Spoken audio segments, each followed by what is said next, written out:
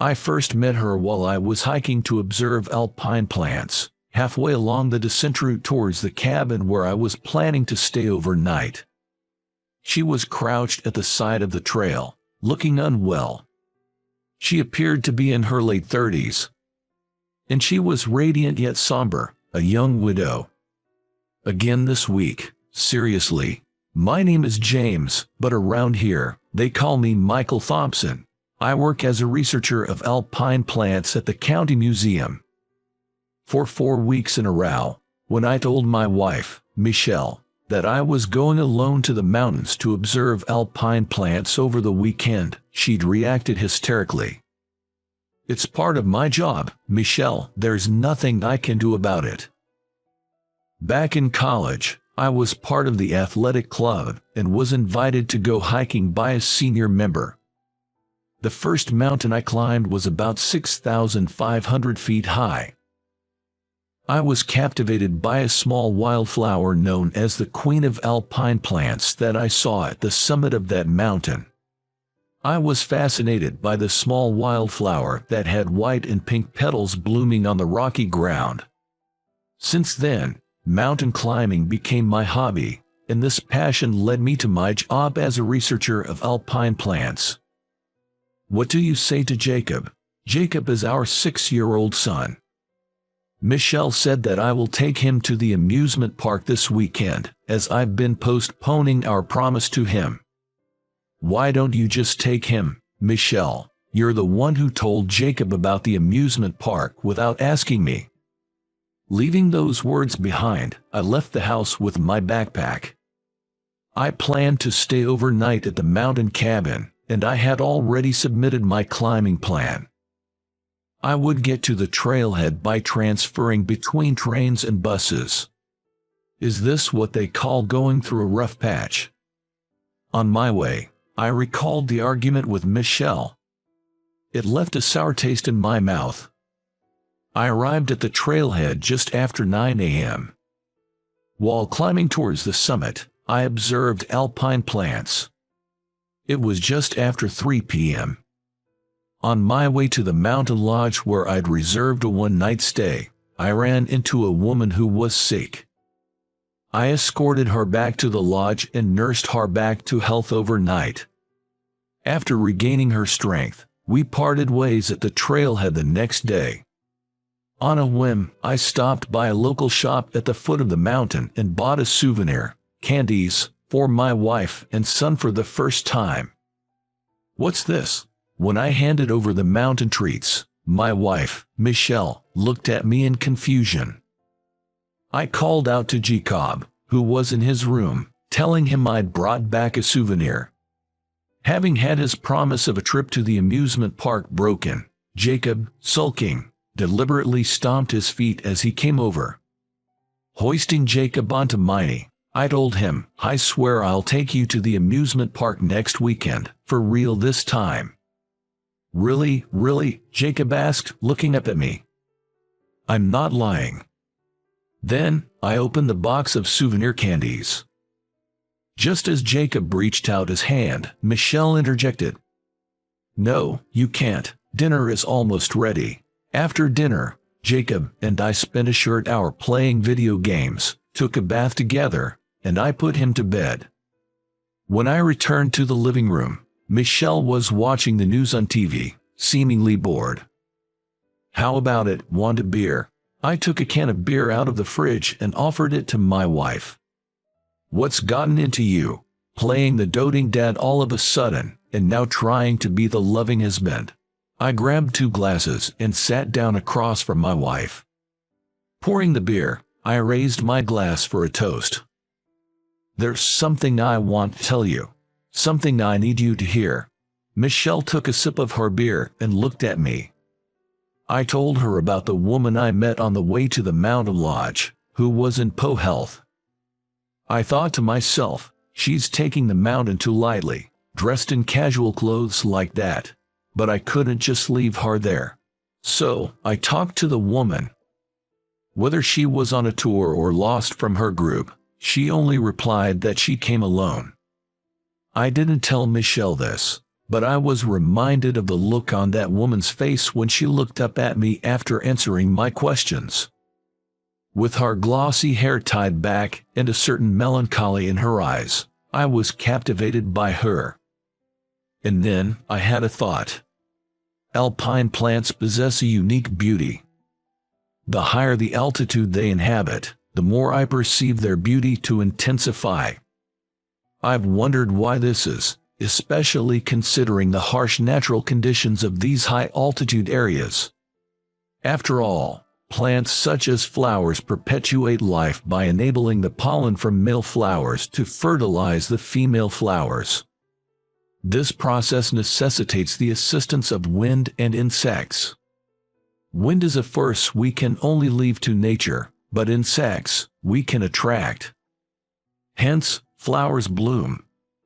The fragrance and beauty of the bloomed flowers serve to attract insects, enlisting them in the process of pollination. I sensed something similar in her, the woman I encountered on my descent route. An allure that draws men towards her unconditionally. She said climbing in such light attire and getting sick, it's a nuisance, really, causing such a commotion. It's totally true. I considered taking her to the mountain cabin where I was supposed to stay. However, it was nearly an hour's walk from where I found her to the cabin, even just for me alone. So, what did you do? My wife asked with keen interest. Well, I recalled that there was a refuge cabin much closer, I replied. A refuge cabin is a mountain hut available for free to anyone encountering an emergency, such as bad weather. Most refuge cabins are unmanned, with no resident caretakers. And because they're free, some climbers use them as planned accommodation, even when it's not an emergency, which is allowed. I continued my story to my wife. Carrying the woman I'd found on the mountain trail, I walked for about 20 minutes and arrived at the refuge cabin. Along the way, the sky had turned ominous, the wind was picking up, and large raindrops began to fall. The cabin was empty. Well, looks like we're imposing ourselves here tonight. She nodded, arms wrapped around herself. Looking at her, I saw her lips trembling, tinged with purple. Cold, isn't it? That's what happens when you climb a mountain rest like that. I offered her my mountain jacket that I was wearing. When you go mountain climbing, it's basic to layer your clothing. That way, if it's hot, you can take layers off. If it's cold, you can put them on. Even when I tried to explain the basics of mountain climbing, she was miles away. Then I contacted the mountain hut I had booked, explained the situation, and said we would be staying in the emergency shelter that night. So what? You're telling me you two were alone together until morning? Silently, I nodded in response to my wife's question. And then, my wife, Michelle, spat out the words dismissively. I had brought food, drinks, and cooking utensils to the mountain hut we had booked because we planned to stay without meals. It was a bit scarce for two people, but I cooked dinner anyway. The menu was a classic instant curry. Still cold, I asked her, even though she didn't touch the curry I had made. As usual, she completely ignored me. Gradually, I began to feel irritated. Eat. If you eat, your body will warm up a bit. I don't want it.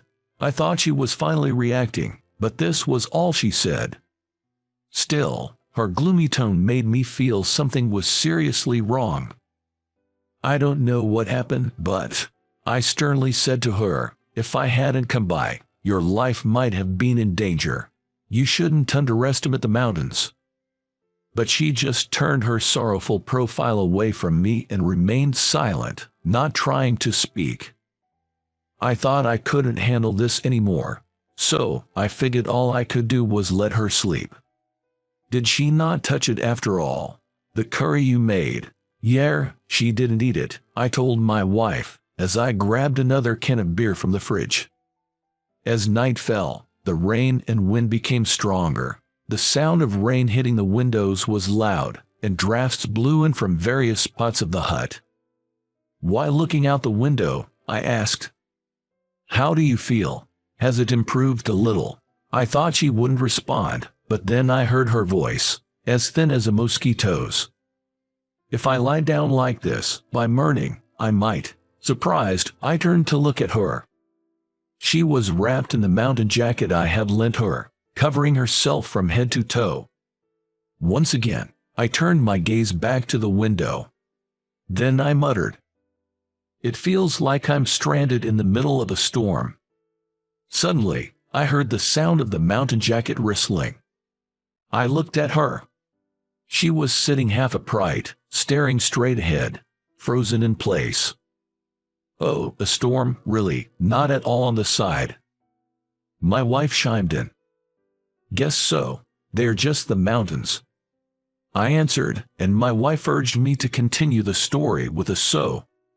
Afterwards, I got into my sleeping bag, but I was having a hard time falling asleep.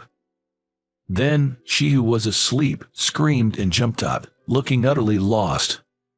Thinking she might have had a nightmare, I crawled out of my sleeping bag and shook her shoulder. Her body was ice cold. "This jacket alone isn't enough. Hey, you're cold, right?"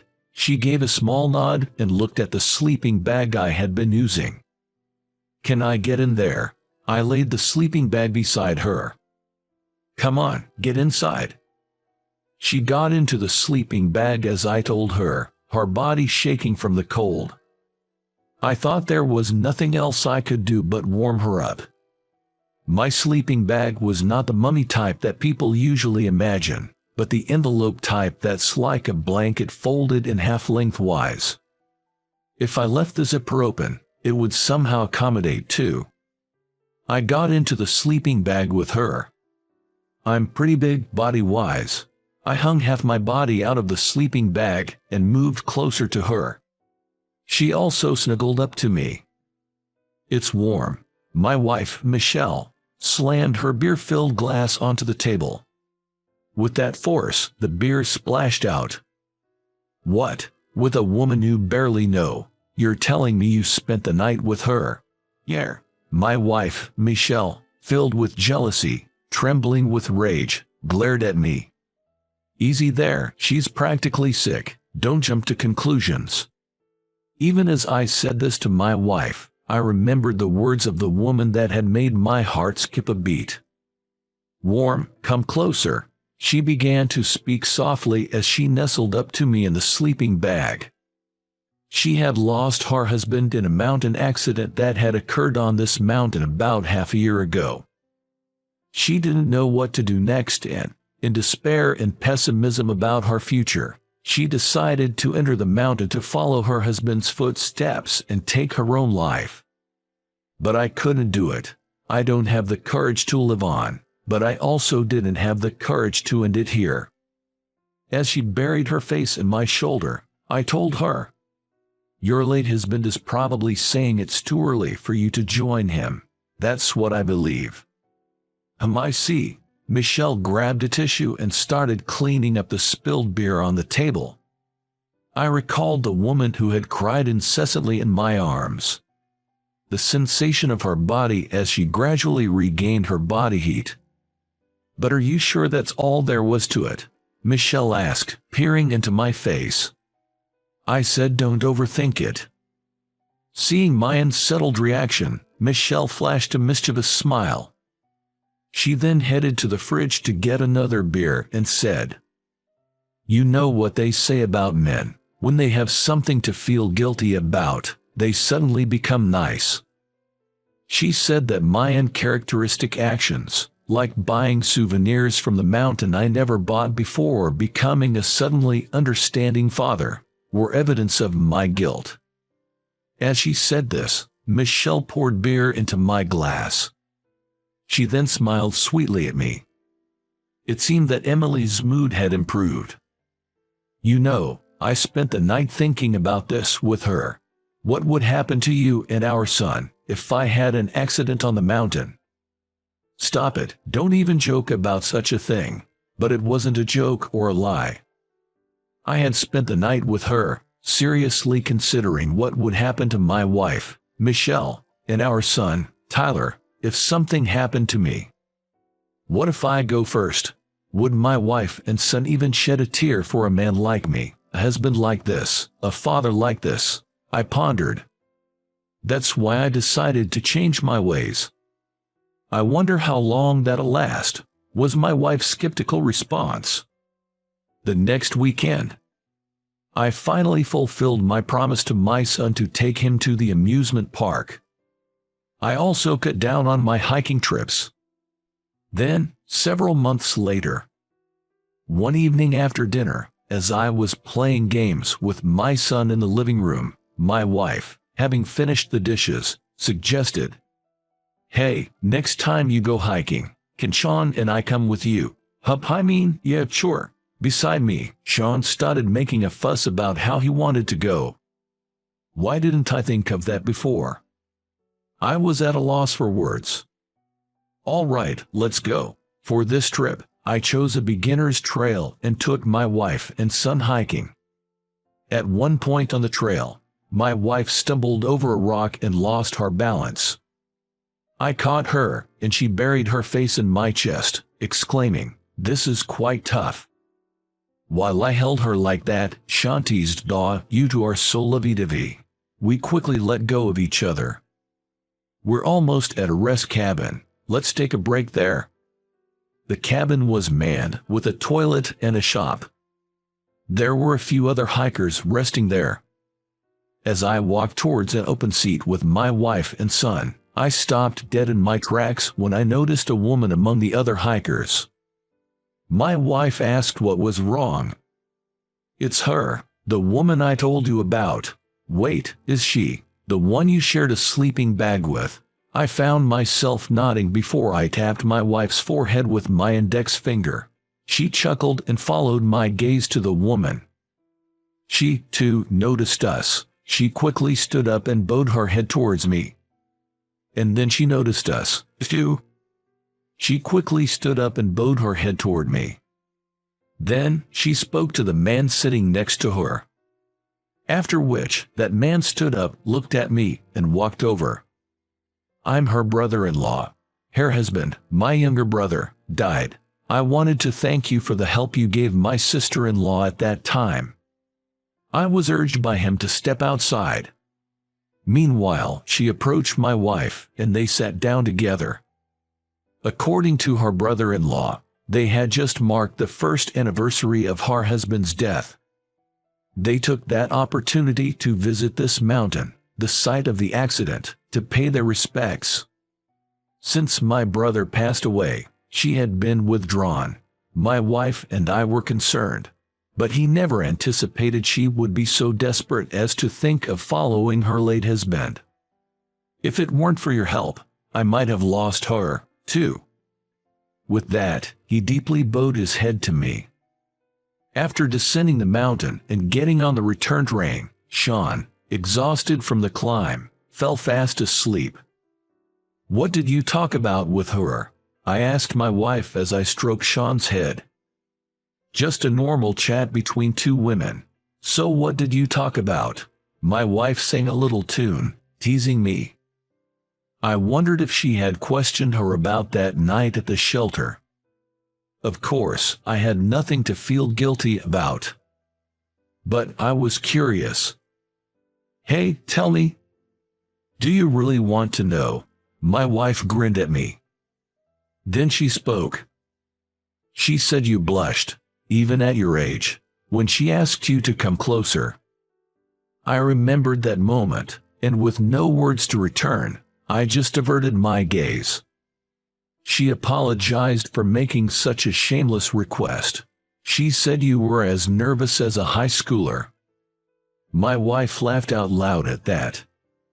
I ended up laughing along with her. Our laughter woke up Sean, our son. "Sorry for waking you, buddy. You can go back to sleep. You're not cold, are you?" I said to him, and my thoughts drifted to her. "Just like an alpine flower. You are beautiful. Surely you'll have wonderful encounters ahead. I wish you all the best, just like us, right now. I hope you enjoyed this. Your subscription to our channel really motivates us to create more content. See you in the next video.